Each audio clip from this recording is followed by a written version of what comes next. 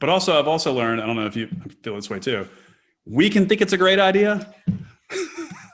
And then you roll it out in the market and people don't understand it. They don't want to take the time. And it's like, you just never, there's so many great ideas in this business and so few successes.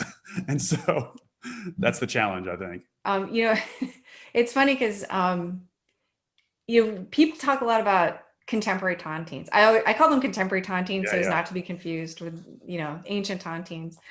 But that's basically what a variable income annuity is. Right. Minus like one component that there you get the tontine. I'm like, well, if people are so excited about the tontine, like maybe they can get excited, hey, we got a thing that works and also works better for on an individual basis because you're not working with like a pool and so forth. And if you're not working with a pool, then basically you're pricing an immediate variable annuity. I was about to say, and that is what it is at the end of the day. I mean, what's a mortality credit if not a tontine, basically? I mean, that's essentially. Well, and the variable component, because you're investing in stuff. Right, totally. It's like, well, wait, it's all the things you were talking about. And we have a thing that does that. Right. But whether or not people do it is a whole separate question. That's the challenge. Yeah, I know. And I mean, so much of it I think has to do with the planning application. I've been talking to some folks up in Canada because I've been doing more investigations into the Canadian market. And so they're basically they've legislated for QLACs in Canada.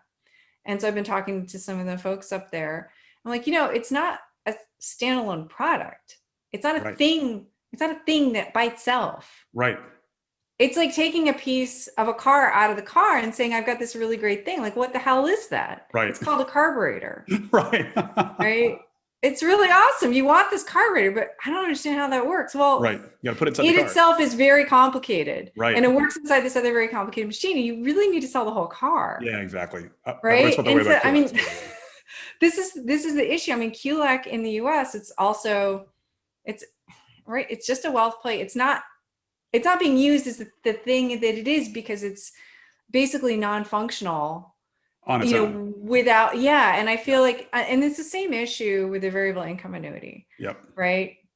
Because if you just have this thing on its own, like who's going to you don't just buy that. You don't just buy any annuity, but the more esoteric you get with these concepts, right, I think the harder it is to have them as freestanding things. And, it's like, oh, well, there's like half a statue for your house. That's a really good point because that's a really good point.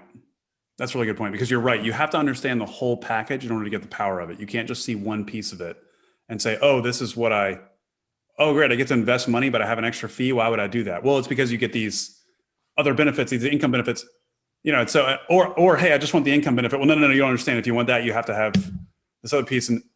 But that's what makes our products hard is there are multiple pieces of the puzzle. You don't have to understand a lot of things to go buy a mutual fund. You just go buy a mutual fund. And I think that's kind of where people just don't have the patience, to think through it.